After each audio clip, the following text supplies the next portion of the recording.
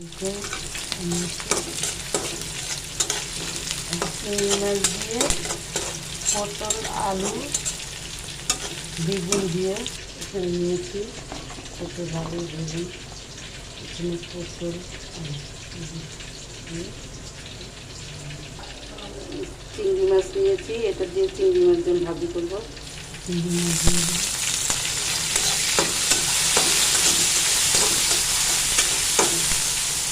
এখানে এখন লবণ দিয়ে দেবো পরিমাণ মতন।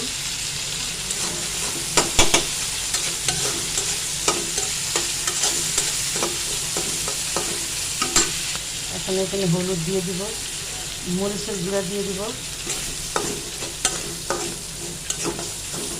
এখন এখানে একটু পরিমাণ পানি দিয়ে দিব।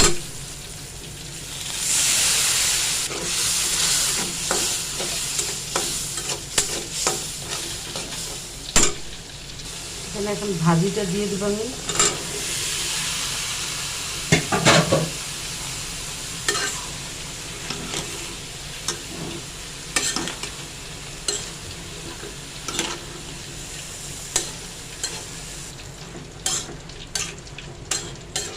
এখন এটাকে ঢাকনা দিয়ে ঢেকে দিয়ে এটা আস্তে আস্তে হতে থাকে।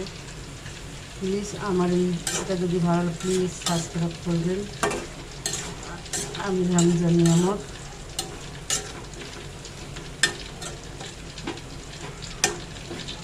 আমার আরেকটা চ্যানেল আছে কোহিনুরের রান্নাঘর, প্লিজ সাবস্ক্রাইব করবেন আপনারা।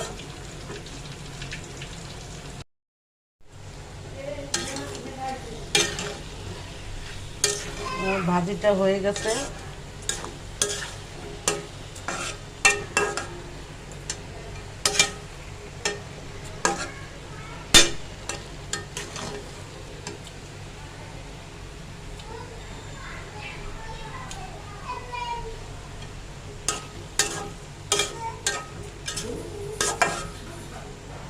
এই যে চিংড়ি মাছ দিয়ে বেগুন দিয়ে পটল দিয়ে ভাজি, কত সুন্দর ভাজি হয়ে গেছে আমার।